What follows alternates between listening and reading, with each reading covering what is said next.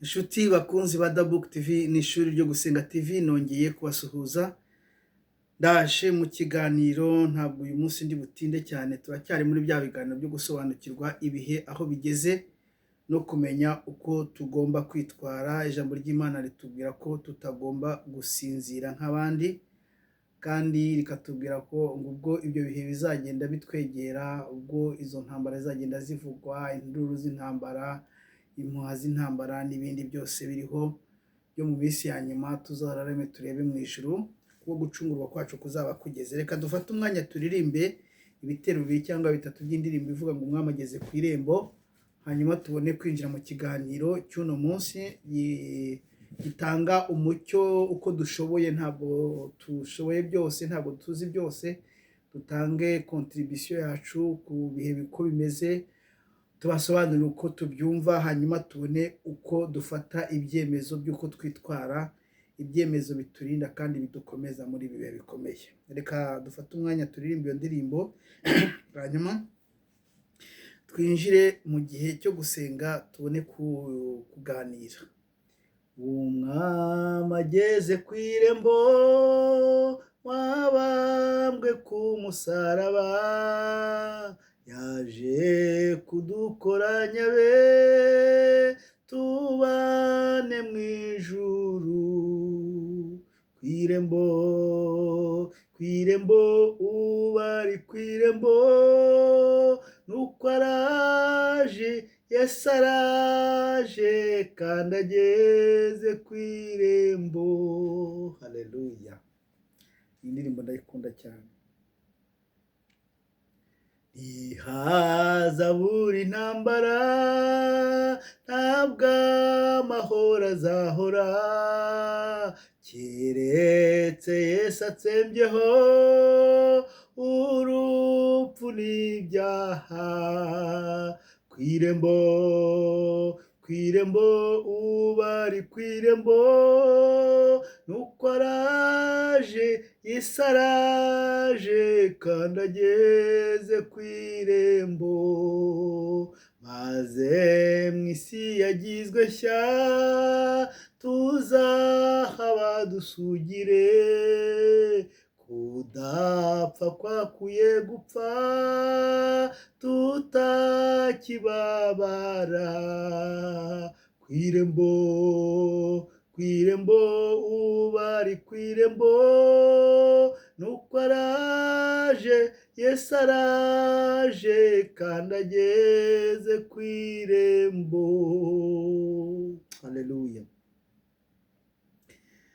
Reka twinjire mu mwanya wo gusenga. Turagushimye Mana yacu, Mana yadukunze tutayizi, ikatwiyereka bicishije mu mwana wayo Yesu Kristo, akaza kudupfira ku musaraba, akatwirehereza aho twari dupfuye tuzize ibyaha byacu.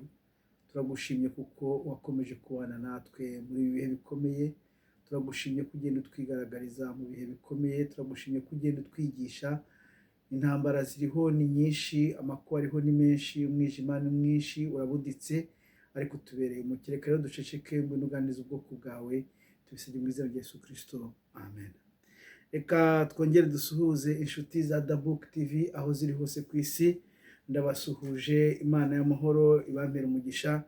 Mukomere, turi ku rugamba, kandi nkunda kubabwira ngo ni urugamba tuzatsinda, ni urugamba tuzatsinda kuko turi kumwe n'umwami wanesheje byose, cyane cyane uzi guhitamo intambara arwana. Turi mu bihe bikomeye cyane, ni ibihe twebwe abizera bitadutunguye, ni ibihe twebwe abamaze igihe cy'imyaka 4 cyangwa irenga turi muri groupe yitwa Soma Ibihe, cyane cyane tugenda twungikanya, twuzuzanya, twigishanya, twerekana ibyo ibigaragara, dusobanurira, dufindura.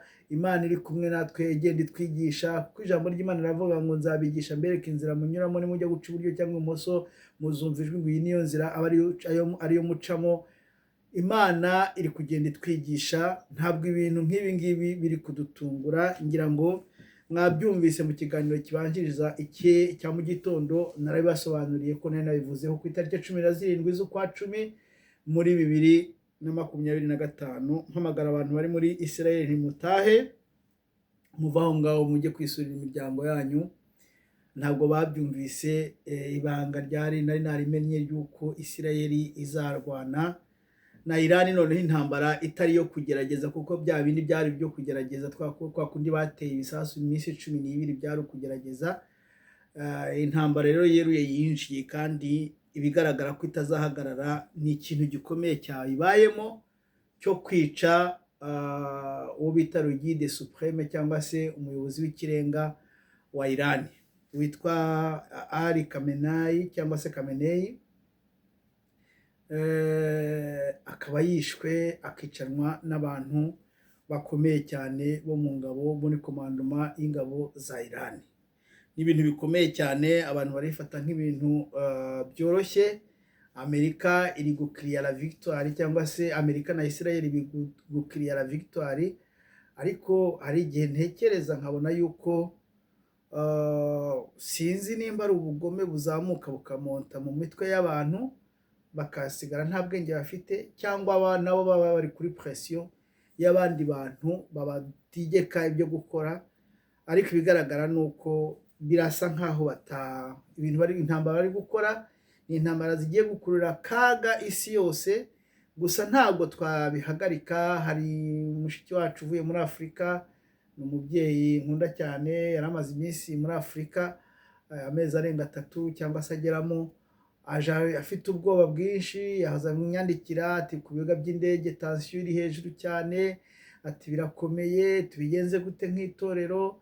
Nuko nabwo nti nukorera amatukareba hejuru, kuko nubwo abandi babona ko ari igicuku kandi kirimo ibiteye ubwoba, twebwe turategereje Yesu Kristo ugomba kugaruka. Niyo mpamvu natangiye mbaririmbira indirimbo ivuga ngo umwami ageze ku irembo, umwami wabambwe ku musaraba yaje kudukoranya be ngo tubane mu ijuru. Imana ishimwe cyane. Kandi iyi ndirimbo igira igitero kivuga ngo ntihazabura intambara, ntabwo amahoro azahora, kiretse Yesu natsembaho urupfu n'ibyaha. Yewe na Antikristo bavuga ko azahagarika intambara. Pawulo yavuze ngo ubwo azavuga ngo ni amahoro ngo nibwo kurimbuka kuzabatungura kumeze nk'umugaru, kumeze nk'ibise by'umugore utwite, ngo kandi ntabwo bazagukira. Nuko bimeze, ubuhanuzi niko bumeze. Ubuhanuzi bwa Bibiliya ntabwo buvangiye. Bashobora gukora amastrategie yabo, bashobora kugendera no ku buhanuzi bwo kuraguza ibicu n'inyenyeri, kuko nabyo barabikora kandi bakagira ibyo bamenya. Nibyo bita astrologie. Nahoze nganira n'abantu turi kumwe kuri Soma Ibihe, mbabwira nti aba bantu bo mu bwami bw'umwijima bametiriza ikintu cyitwa kuraguza ibicu n'inyenyeri, babyita astrologie. Kandi bakamenya n'ibihe aho bigeze. Nk'ubu ngubu abantu bajya bibaza bati ko se bose ko agenda avuga amena amabanga akomeye, buriya abiguyemo byagenda bite? Hari ababimbwira baciye mu gikari, hari ababica muri komanteri. Ndabizi rwose ko ari ibintu bikomeye, ariko igihe dusohoyemo nta kindi gihe nongere mbabwire, nta kindi gihe kizabaho mu isi kitari iki gihe cyo kumena amabanga ya Satani. Nta kindi gihe. Nabo barabizi ko nta yindi shuwa bafite. Ni ubuhanuzi bwa Yesu buri gusohora buvuga ngo nta cyahishwe kitazajya ahagaragara. Iki gihe rero ku bantu bakurikirana ubuhanuzi, ubupfumu bwo kuraguza ibicu n'inyenyeri bakise ère du verseau, igihe cya verseau, sinzi uko nakivuga mu Kinyarwanda. Ni igihe rero ngo cyo gusuka hanze ibyari bihishwe byose, abantu bakabimenya, ntibazagire icyo bitwaza mu rubanza. Ni igihe cyo gusuka hanze ibyari bihishwe. Ariko noneho Satani akaba afite strategie yo kubisukana hanze n'ibindi binyoma byinshi biciye muri social media, biciye muri intelligence artificielle. Ibi byose none bikivangavanga, umuntu udafite umwuka wa discernement ntamenye ibyo afata n'ibyo areka. Ariko ubundi ni igihe cyo kumena amabanga y'umwijima. Twebwe abahagaze mu kuri tugomba kumena amabanga y'umwijima, nabo ubwabo bagomba kuyimenera, kuko nta yindi choice bafite, bagomba kuyimenera. Ariko kubera yuko bagomba ari abanyabinyoma, bagomba kuyavanga n'ibinyoma kugira ngo abantu bagende bayobera muri urwo rudubi rw'ibinyoma n'ukuri, hanyuma bazarimbuka. Ariko Imana ishimwe ko yatanze umwuka wa discernement, umwuka wihishurirwa utuma abantu basobanukirwa, bakamenya ibibi, ibyo ari byo, ibyiza ibyo ari byo, ibinyoma ibyo ari byo, iby'ukuri ibyo ari byo. Ndashima rero Imana, tugeze mu bihe bikomeye, kandi nagira ngo mbabwire ngo wa mugani wa Jacques Attali niwe wavuze ngo l'engrenage est parti. Abantu bakurikira ibiganiro byo kuri cano yitwa la géopolitique profonde, bajya mwumva iryo jwi rya Jacques Attali kubivuga ngo l'engrenage est parti, la guerre mondiale, la troisième guerre mondiale a commencé. Ni ukuvuga ngo imashini yamaze kwaka, kandi intambara ya gatatu y'isi yose yaratangiye. Turi mu ntambara ya gatatu y'isi yose. Ese twebwe abakristo turabyitwaramo gute? Icya mbere tugomba gusobanukirwa, tukamenya ubwenge, tukamenya kwanariza ibintu nk'abantu bafite ubwenge bw'Imana, kandi bazi yuko turi hagati mu masega, tukamenya uko twitwara, ntidutwarwe n'icyo bita propagande. Tukamenya uko twitwara, tukamenya ko tugomba guhagarara mu kuri, tukamenya ko tugomba gusoma ibihe, tugasobanukirwa, tukamenya igihe aho kigeze, tugategereza Yesu wacu ugomba kugaruka. Naho ubundi ibigaragara byo ibiri gukorwa ni ibintu byo kwatsa umuriro ukomeye, kandi umuriro uzarangizwa nuko Yesu agarutse. Hari abatekereza ko iyi myaka 7 izimwamo antikristo hazabamo agahenge kagaragara mu buryo bugaragara. Ntabwo hazabamo agahenge kagaragara mu buryo bugaragara, wenda ashobora kugashyiraho gatoya, ariko ijambo ry'Imana riratubwira ngo ubwo bazavuga ngo ni amahoro, ngo nibwo kurimbuka kuzabatungura kumeze nk'umugaro. Intambara ya gatatu y'isi yose yaratangiye, kandi yatangiriye muri Ukraine. Tudashyizemo ibyo muri Région de Grand Lac byari byo gusahura, birumvikana bashyira ubwami bwa antikristo kugira ngo buzabe bufite ibyo bugabanya abantu. Ariko intambara ya gatatu y'isi yose yaratangiye, kandi yatangiriye muri Ukraine, kandi ni ibintu bari baravuze mbere rwose. Babisohoka mu kinyamakuru cyitwa Le Devoir ku itariki 14 z'ukwa gatatu muri 1939, baravuga ngo intambara ya gatatu y'isi yose noneho tuzayitangira muri Ukraine. Ariko se niba tugeze mu ntambara ya gatatu y'isi yose, twebwe nk'abakristo twitware gute? Mbere yuko twinjira tureba uburyo tugomba kwitwara, reka dufate akanya twanarize ibintu biri kuba muri hagati ya Leta Zunze Ubumwe za Amerika zifatanyije na Isirayeli birwanya Iran.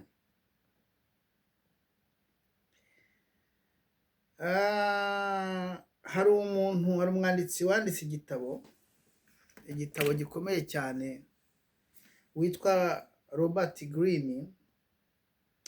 Yanditse igitabo ari kuroproduiza, asubiramo bimwe mu byasohotse mu gitabo cyitwa L'Art de la Guerre cya kera cyanditswe n'Umushinwa. Avuga ibintu bikomeye cyane muri icyo gitabo. Agera aho avuga uko iyo umuntu agose inyamaswa y'inkazi akayigotera ahantu idashobora gusohoka, nk'uko wagenda ugafata ugahagarara mu muryango mu cyumba kitagira amadirishya cyangwa gifite amadirishya afunze adanangiye, aho gusohokera ari uwo muryango wonyine uhagazemo, kandi ufite intwaro ikomeye cyane, ushaka kwica inyamaswa imwe mwaho ngaho, kandi ari inyamaswa y'inkazi. Wakavuga ati uburyo bworoshye bwonyine bwo gukira iyo nyamaswa, ntube wakwishyira mu kaga kandi ukayinesha, ikaba yahunga ikagenda ikava aho ngaho, ni ukuyiha akanya ko gusohokeramo.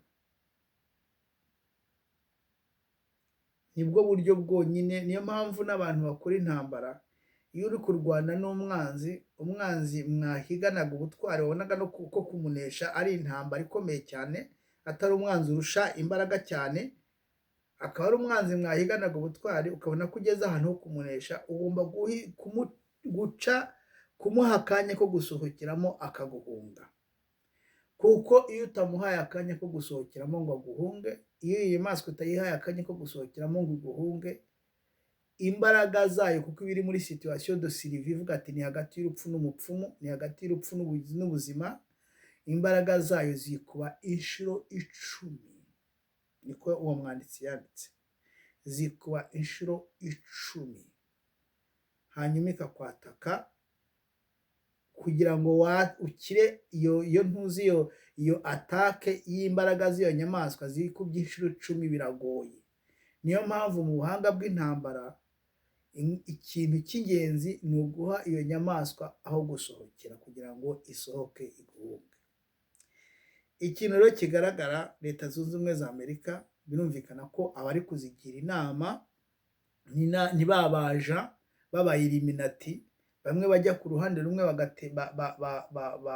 bakoshya, bakajya no ku rundi ruhande bakoshya, bakemera bakaba banagwa muri izo ntambara, ariko icyo bateganije cyo ku rwego rwo hejuru, umugambi wabo ku rwego rwo hejuru ukagerwaho.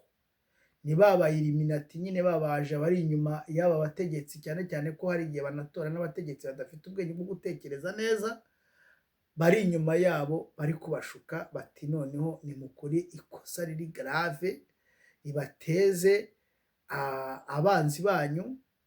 Leta Zunze Ubumwe za Amerika yari isanzwe yanzwe muri kariya karere k'uburasirazuba bwo hagati, uretse Isirayeli yonyine. Reka mwumve ukuntu icyo kintu gitangaje, reka mwumve icyo kintu ukuntu gitangaje, uretse Isirayeli yonyine ituwe n'abantu miliyoni 7. Ibindi bihugu byose byo muri Aziya byose byanga Leta Zunze Ubumwe za Amerika, kereka yenda Korea du Sud. Uretse Isirayeli yonyine ituwe n'abantu miliyoni 7, ibindi bihugu byose byo muri Aziya byanga Leta Zunze Ubumwe za Amerika, kereka wenda Korea na za Thailand zazindirirwa bashuka. Icyo ni ikintu gikomeye cyane. Noneho ibihugu by'abayisilamu byo bibanga urunuka.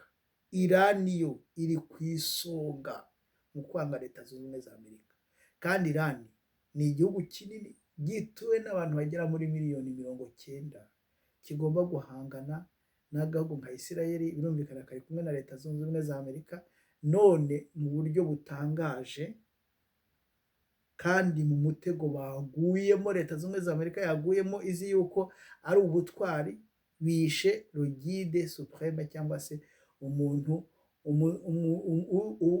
umuyobozi w'ikirenga wa Irani.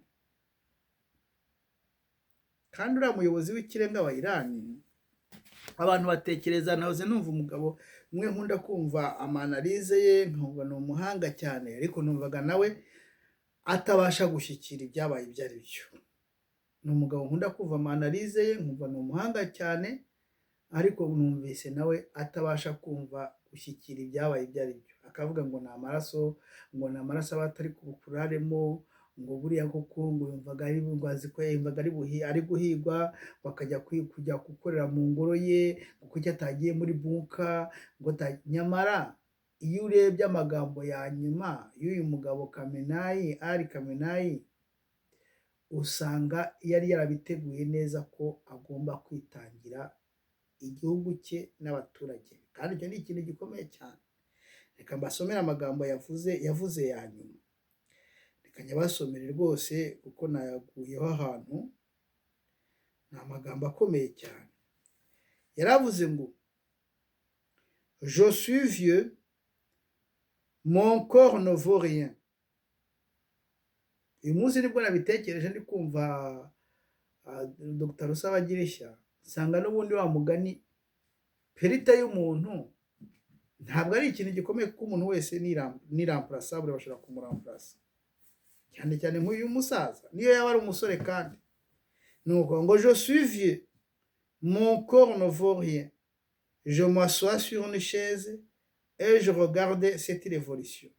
Inka bari bamubwiye ngo nahunge, aravuga ngo jyewe ndi umusaza kandi umubiri wanjye ntacyo uvuze rwose, ndiyicarira mu ntebe yanjye kandi nitegereze impinduramatwara. Si l'Israël pense qu'il faut gagner sur Moti, c'est leur erreur. ngo niba Isirayeli itekereza ko iri butsinde igihe imaze kunyica, ngo niryo kosa ryabo rikomeye. Cette révolution est dirigée par la jeunesse. Ngo iyi mpinduramatwara iyobowe n'urubyiruko rwa Iran, la jeunesse iranienne. Ils resteront invaincus. Aba basore bazaguma babe abadatsindwa. Même si Ilmoti ngo nubwo banyica, l'Iran ne sera pas blessé. Iran ntabwo izakomereka. L'Iran est basé sur la morale. Iran ishinze kuri morale. Morale ni iki? Morale nyine yindi nk'yandi ya gisirikare. Morale. Et l'Iran ne sera esclave de personne dans le monde. Kandi Iran ntabwo izaba umucakara w'umuntu wari wese muri iyi si. Ayatollah Khamenei niko yavuze. Ati ndi umusaza, umubiri wanjye nta gaciro ufite. Ndicara mu ntebe yanjye nitegereza iyi mpinduramatwara. Ati niba Isirayeli itekereza ko izatsinda ninyica, rizaba ari ryo ikosa ryabo rikomeye. Ati impinduramatwara iyobowe n'urubyiruko rwa Iran. Ati kandi niruzatsindwa, naho banyica ntabwo Iran izakomereka. Ati Iran ntizaba umucakara uwo ari we wese. Nagombaga kwerekana, ntabwo ndi buwerekane umurambo wa Yatara bari kuwusohora mu binonko, ntabwo mwerekana batavaho bakuraho kino kiganiro cyangwa bakampana. Nuko ariko ntabwo bamwicishe wenyine, bamwicanye n'abandi bantu. Noneho Leta Zunze Ubumwe za Amerika zijya mu muhanda nako zijya ku mugaragaro ku mateleviziyo ziri kumanga mu gatuza ngo zimaze kumwica, kandi abibwira ko yemeye gupfa kugira ngo yitambeho igitambo. Ahubwo ati use mwishiki, ni umusaza w'imyaka 86, nari maze imyaka 47 ndi ku butegetsi. Ibi mubona Iran, ukuntu Iran ihagaze ni jye watumye, ndetse nabo dufatanije bayigizeyo. Yewe ndicara mu ntebe yanjye, muze munyica niba mutekereza ko kunyica hari icyo bivuze cyane, muraba mutsinzwe. Ndicara mu ntebe yanjye nitegereze revolution uko igenda iyobowe n'urubyiruko rwa Iran, kandi Iran ninapfa ntizakomereka na gatoya. Iran ntizaba umucakara w'umuntu wari we wese. Muri iki gitabo cyanditswe na Robert Greene cyitwa The 33 Strategies of War, ni ukuvuga ngo les 33 stratégies de guerre. Hari strategy ya 7 ikomeye cyane mbona ko uyu mugabo wo muri Iran yakoresheje, kandi ni strategy ikomeye itinyukwa n'umurideri nyamurideri uyoboye abantu, umuyobozi nyamuyobozi wuzuye umutima wo kuyobora abantu, ukunze abantu ayoboye. Niwe wenyine utinyuka iyi strategy yo kwemera kwitanga, akemera agapfa, amaraso ye agasigara avuga ibintu bikomeye cyane mu mitima y'abamubonye apfa ari bo azize. Icyo ni ikintu gikomeye cyane. Donald Trump atatinyuka. Donald Trump atatinyuka, n'abandi bayobozi bo muri Occident batatinyuka. Nicyo kikwereka yuko ibintu bikomeye. Strategy ya 7 rero yo muri iki gitabo iravuga ngo transform your war into a crusade. Nibyo bita moral strategies. Ni ukuvuga ngo transform, hindura intambara yawe nko crusade. Crusade ni nka ya ntambara iri spirituelle, noneho abantu bakabarwana bibarimo no mu buryo bw'umwuka. Akavuga ngo the secret to motivating people and maintaining their moral is to get them to think less about themselves and more about the group. No kuvuga ngo ibanga ryo gutera akanyabugabo abaturage, ryo gushyiramo akanyabugabo abaturage no gukomeza ako kanyabugabo cyangwa iyo morale yabo ikaguma hejuru, ni ukubatera gutekereza gake kuri bo ubwabo, ahubwo bagatekereza kuri bo nka groupe, nk'itsinda, nka community. Involve them in a cause, bashyire muri iyo cause muri kurwanira a crusade against a hated enemy. Iba ari nk'intambara intagatifu kuri uwo mwanzi wabo, make them see their survival as tied as the success of the army as a whole. Ni ukuvuga ngo utume babona yuko kugira ngo babashe kubaho ari uko basagisesinga bose nk'ingabo ziri hamwe. Nicyo cyonyine uyu mugabo wo muri Irani, ngewe ntabwo ndi gufana, simfana Irani, simfana Isirayeli, ariko nzi amabanga ahari. N'abakugarura ngo amagambo yavuzwe n'umwe mu bayobozi ba Irani kera cyane avuga ngo bazasunika Isirayeli bayijugunye mu nyanja. Ibyo ngibyo twese twamaze kubisobanukirwa ko abajanture babo aribo bagenda bakabongorera bakavuga ati vuga ibi ngibi, bikazasigara mu mateka byatiza icyo bita urwango, bikazasigara mu mateka bicanira byenyegeza urwango, ari ijambo ritazibagirana, kandi ari umuntu wategetswe, ari umuntu uri inyuma, uri ku rwego woherejwe n'abayiliminati kugira ngo ashuke abo bantu. Urugero rworoshye, mu ntambara ya Revolution Française, muri Revolution Française, mu mpinduramatwara y'Ubufaransa, umwamikazi wa Louis XVI, umugore wa Louis XVI yagiye mu idirishya, abantu bari gutaka bigaragambye bavuga bati duhe umugati, muduhe umugati, umugati wahenze. Umuntu nimba ari umuntu wamwongoreye ati genda ubabwire ati ese nimba mwabuze umugati mwabura na gato. Kandi gato nihenze niyo yarigishijwe kurenza umugati. Araza ahagarara mu idirishya aravuga ngo nimba mwabuze umugati se ngo mwabuze na gato. Abaturage barasara. Cyakurikiyeho n'iki? Nuko bazamutse nyine bagafata Louis XVI bakamuca umutwe, bagafata n'umugore bakamuca umutwe. Ariko se biba bitewe n'iki? Biba bitewe n'abo bajanture bari inyuma yabo. Abajanture bari inyuma yabo. Reka mbasomere mu gitabo cyitwa Race humaine, élève-toi, le lion s'est réveillé, cyanditswe na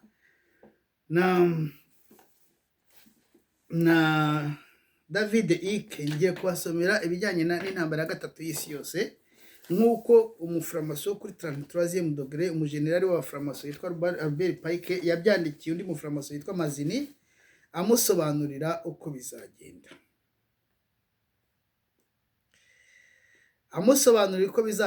Ndabasomera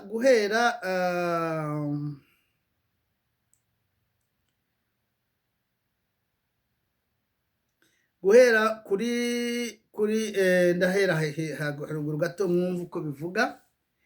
Albert Pike, grand commandeur souverain de la franc-maçonnerie écossais, agent-major des Illuminati, est accusé d'avoir écrit en 1871 une lettre à une infâme agente Illuminati appelée Giuseppe Mazzini, dans laquelle il décrit les 3 guerres mondiales qui conduira à la domination mondiale. Ngo Albert Pike, umukomanda wo hejuru w'abaframaso ya muri lite kose, abantu by'abaframaso ntabwo tubyinjiramo cyane, akaba ari umwaja ukomeye wo hejuru w'abayiliminati.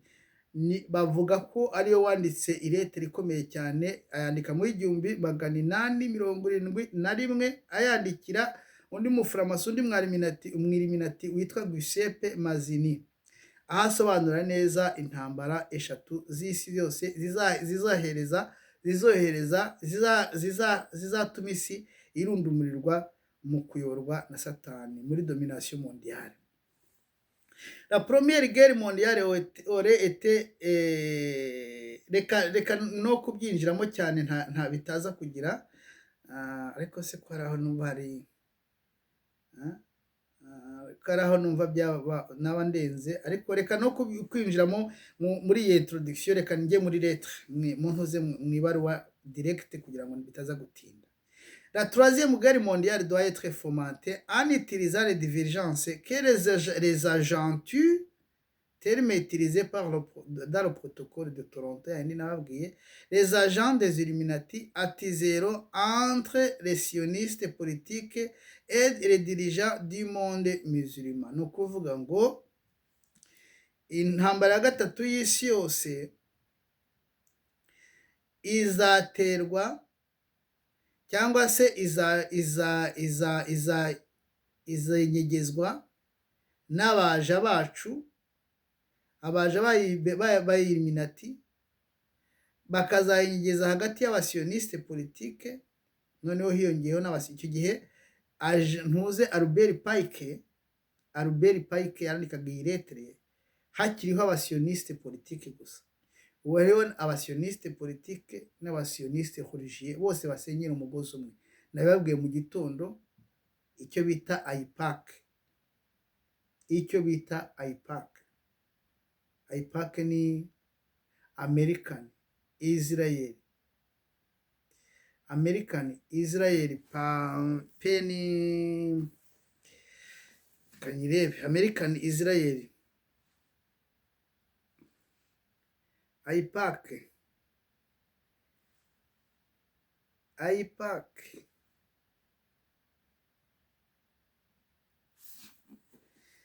ni Public Affairs, mpise mbyibuka, reka najye kujya American Israel Public Affairs Committee. Yo Albert Pike yandika ibi ngibi yarazi iyi ntuzi y'Sionisme politique gusa, ntabwo arazi ko baziyongera. Abantu n'abahanga cyane, bazi icyo bita imbaraga z'imyizere. Ntabwo yarazi ko baziyongeraho n'iyindi branche ya Sionisme religieux irimo aba bose abapasiteri. Nahoze mbivuga ko muri Leta Zunze Ubumwe za Amerika 80% y'abapasiteri bakomeye cyane cyane bo mu Giporoso b'abaprotestant nanuze n'aya magrize ya New Evangelical Church. Aya magrize ari kugenda avuka, abantu bagenda bayabyura, ngo nashinze grize, aya magrize, aya ma church ari kugenda avuka, amenshi 80% n'abasioniste. Agakomeza ati la guerre doit être menée de telle manière que l'islam et le monde arabe musulman et le sionisme politique, y compris l'État d'Israël, se détruisent mutuellement. Ni ukuvuga ngo intambara igomba kuba ku buryo isilamu irimwo donc igice cy'abarabu cyose cy'abayisilamu b'abarabu, uwo muri kubona iyi ntambara iri ko ya Iran yerekeza, nationalisme politique harimo Israeli. Ubwo yari yatara kuko yanditse iyi letter muri 1871, sionisme religieux yari tarazaho. Ubwo uyu munsi none turababona sionisme religieux. So détruise mutuellement, bagomba gusenyana bakarimburana hagati yabo. Ubwo rero murumva, ubwo iyi letter ndi kuyisoma ngenda basobanurira, murumva impamvu mugomba kwirinda icyo bita propaganda. Nabyumva impamvu mugomba kwirinda propaganda iturutse muri aba bantu, sibyo baba ntuze abasioniste religieux, ni nabo bari bafite ijambo cyane.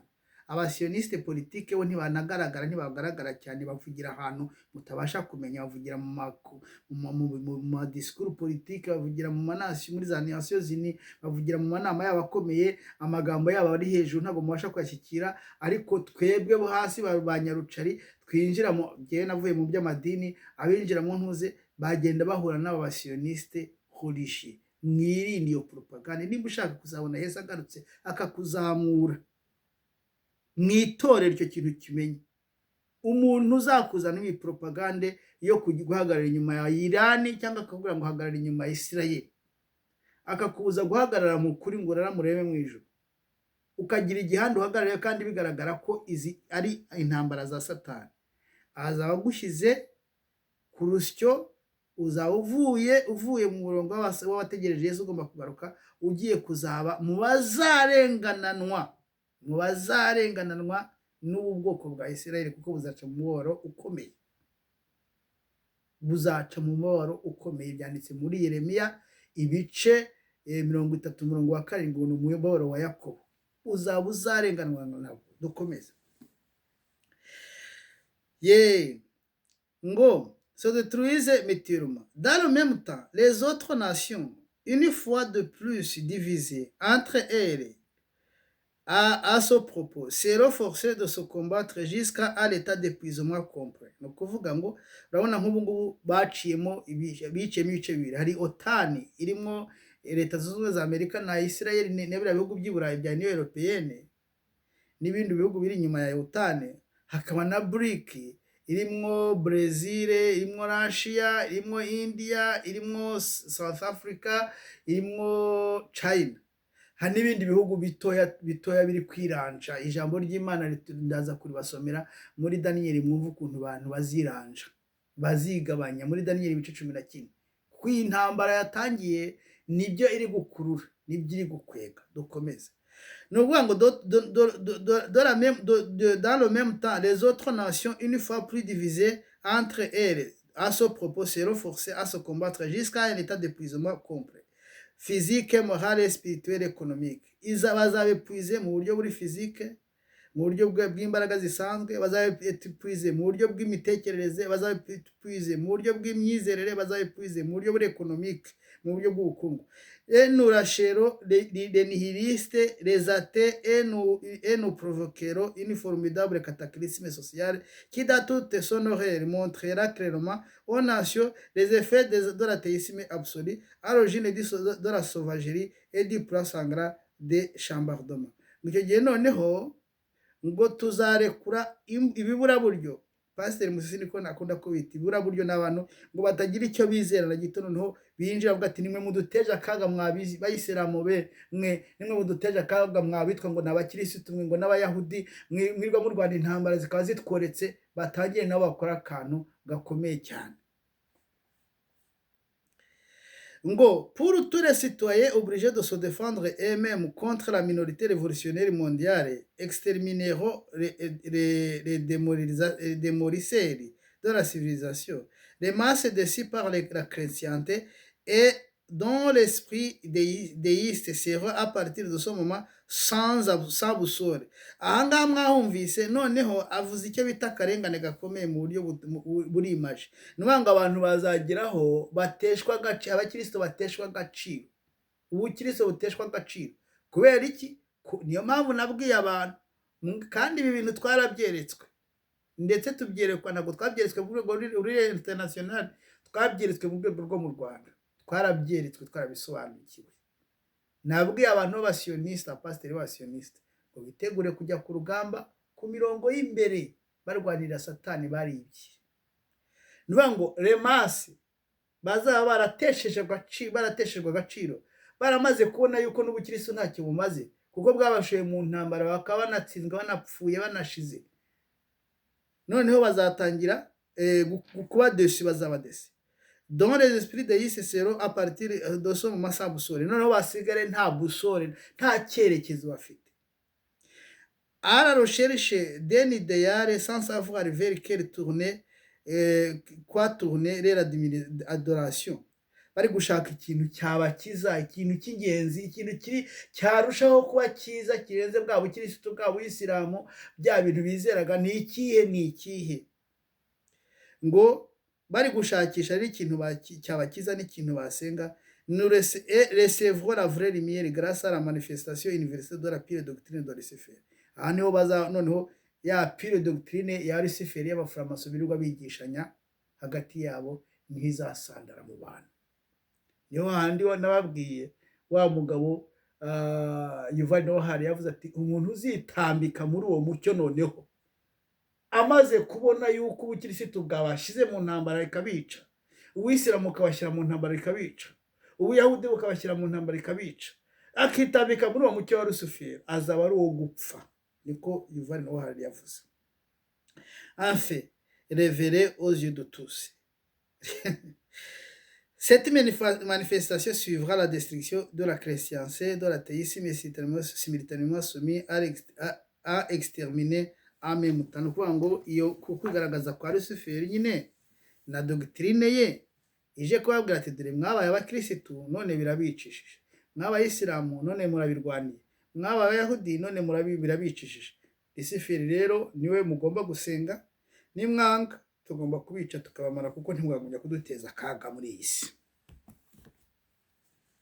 Nuko bimeze, ibintu bipanze neza nk'uko babipanze. Twebwe nk'abizera tubigenze gute? Twibaze gute? Tubitekerezeho gute? Dukora iki? Ijambo ry'Imana ngo nimubona ibyo bibishe muzararame ku gucunga kwanyu kose kwanyu kuzaba kugeze. Imana ishimwe cyane. ya jambo twasomye raba ngo ibyaremwe byose bitegerezanya amatsiko. Abaroma 8, Abaroma 8. Haleluya. Mumbabarire ndi kugenda nkoresha sinzi ahantu Bibiliya yanjye yagiye, ubu ni ukuyishaka. Abaroma 8. Ibyaremwe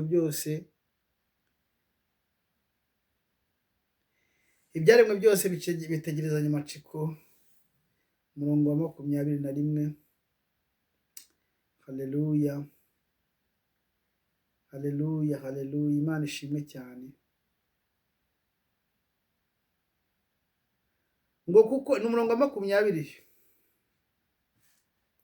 rero no ku murongo wa 10, ngo menye ko imibabaro y'iki gihe idakwiriye kugiranwa n'ubwiza tuzahishurwa, kuko ndetse n'ibyaremwe byose bitegerezanya amatsiko guhishurwa kw'abana b'Imana. Kuko ibyaremwe byashyizwe mu bubata bw'ibitagira umumaro, icyakora si uko ubushake bwabyo, ahubwo ni ku bushake w'uwabibushyizemo, yiringira yuko ibyo bizabaturwa kuri ubwo bubata bwo kubora, bikinjira mu mudendezo w'ubwiza bw'abana b'Imana. Tuzi ko ibyaremwe byose binihira hamwe, bikaramukirwa hamwe kugeza ubu, ariko si byo bisa, ahubwo natwe dufite umuganura w'umwuka, natwe tunira mu mitima yacu dutegereje guhindurwa abana b'Imana, ariko gucungurwa kw'imibiri yacu, kuko twakijwe dufite ibyiringiro. Ariko ibyo umuntu yiringira iyo byibonetse niba bikiri ibyiringiro. Reka tugarukirize aho ngaho. Imana ishimwe cyane. Ibyaremwe byose bitegerezanya amatsiko kuzahishurwa kw'abana b'Imana. Niwe uzarangiza ibi byose. Reka mbasomere ya ntambara yo muri Daniyeli, mwumve aho ibintu byerekera,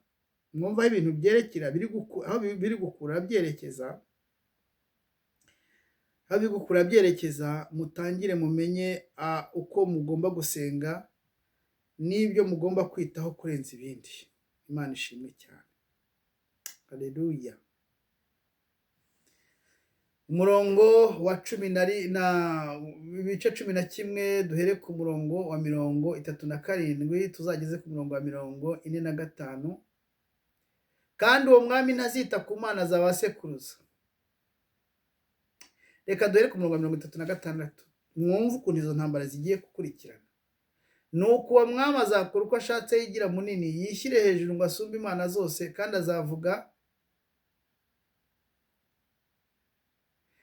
azavuga ibikomeye bisuzuguza Imana nyamana. Uwo ni Antikristo.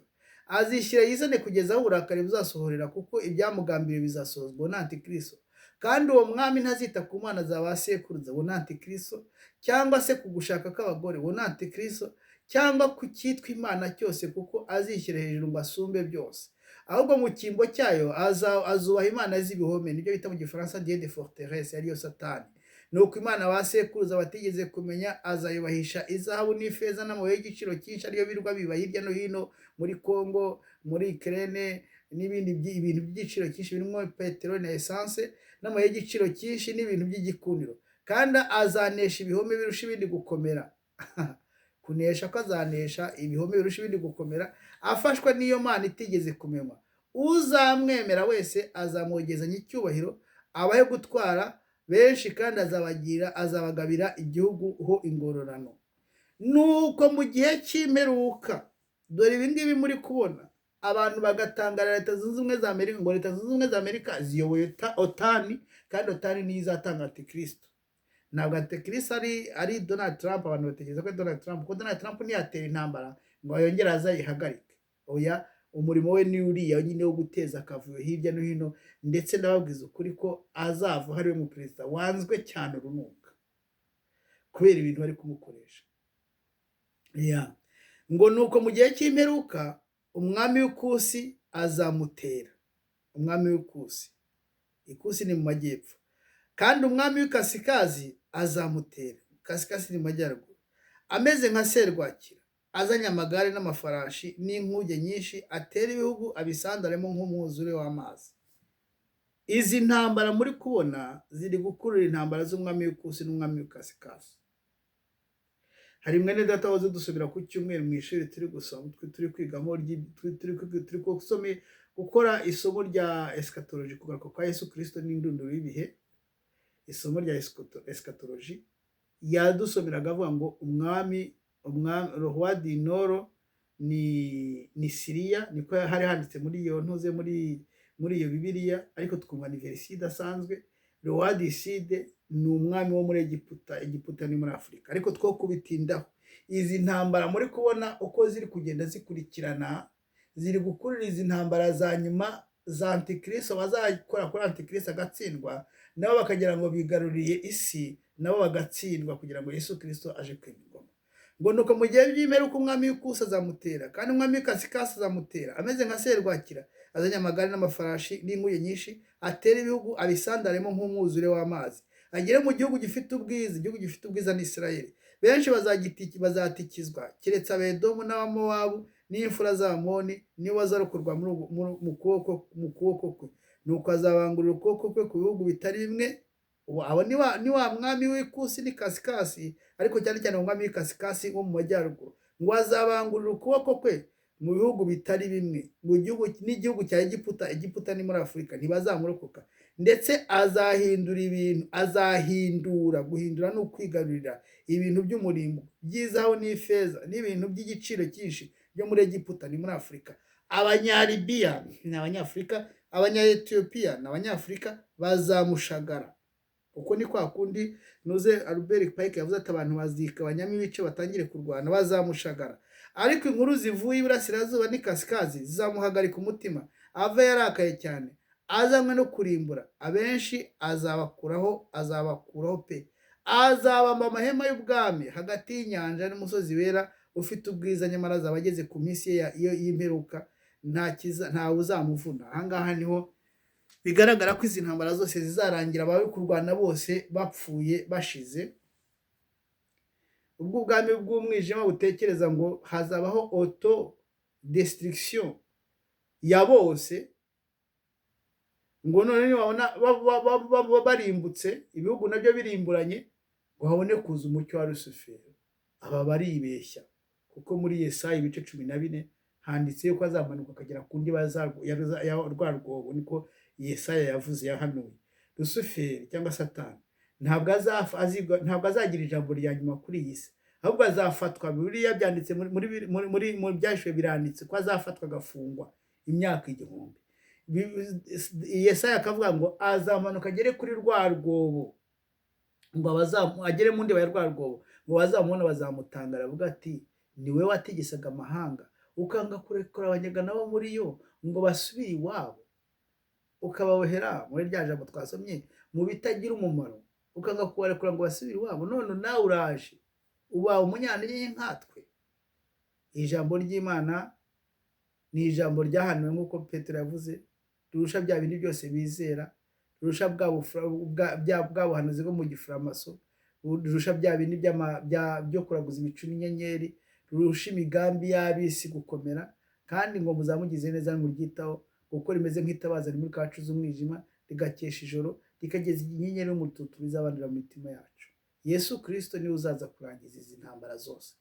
Niyo mpamvu abamuririmbyi yavuze ngo ntihazabura intambara, ntabwo amahoro azahora, kereka Yesu natsembaho urupfu n'ibyaha.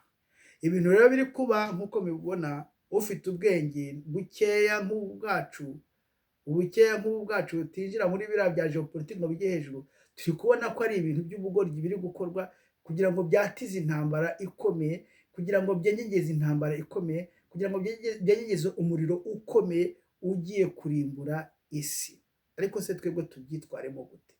Niturarame turebe mu ijuru, gucungurwa kwacu kurageze. Niturarame turebe mu ijuru, dutegereje Yesu ugiye kugaruka, kuko niwe uzarangiza byose, Imana y'amahoro ibampere umugisha. Nongere mbabwire ngo nimukomere, turi ku rugamba, ni urugamba tuzatsinda. Bamwe bavuga ngo nkunda gusoma ibitabo, nyine ibitabo ndabikunda, kandi ibitabo ni byiza, bigenda bidushushanyiriza, tugenda tumenya aho ibintu bigeze. Mu magambo makeya rero ko tubibona, intambara ya Iran na Iraq, intambara ya Iran na Israel na Leta Zunze Ubumwe za Amerika, nubwo bari kwishima ngo bishingura Guide Supreme, umuyobozi w'ikirenga, ariko bakomerekeje, nicyo nongeye nari nibagiye kuvuga mu buryo butermiri tekinike, bakomerekeje inyamaswa y'inkazi ikomeye cyane. barangije bayibyigira ahantu idashobora gusohoka, kandi ifite imbaraga zo kurasa mu birometero 3000 avec précision. Nk'ubu ngubu barashe intuze radari nini ifite agaciro ka $1.5 y'amadolari yari yubatse muri Qatar. Barashe ibibuga by'indege muri Arabia Saudite, barashe muri Dubai, barashe muri Israel, barashe hirya no hino, kandi bafite za misile zimeze gutya longue portée nyinshi zirenga ibihumbi. Bigeze kuvuga ngo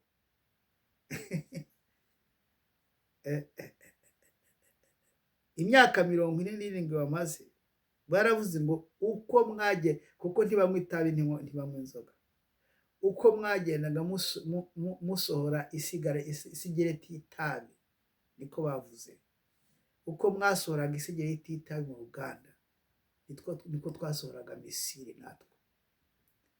Ubwo mwumve misile bafite. Des fois hari igihe tuvuga ngo no gukabya, ariko nimba bavuze bati uko mwasohoraga isigareti y'itabi, niko natwe twasohoraga misile. Kandi misile ishobora gukorwa n'amafaranga yenda atageze mu $100,000 by'amadolari, ariko ikagenda igasenya ikintu gifite agaciro ka $1.5 y'amadolari. Misile rigiye kubabara cyane, kandi igiye kubabazwa n'abantu baba ari teti, ariko sibo nabo ni ukugira ngo bihutishe umugambi wo kwimika Luciferi. Ariko Luciferi ntabwo azima ingoma mu isi, niyo yayimaza igihe gitoya, umuhungu wari ku ngoma. Igihe kizagera Yesu aze arangize byose.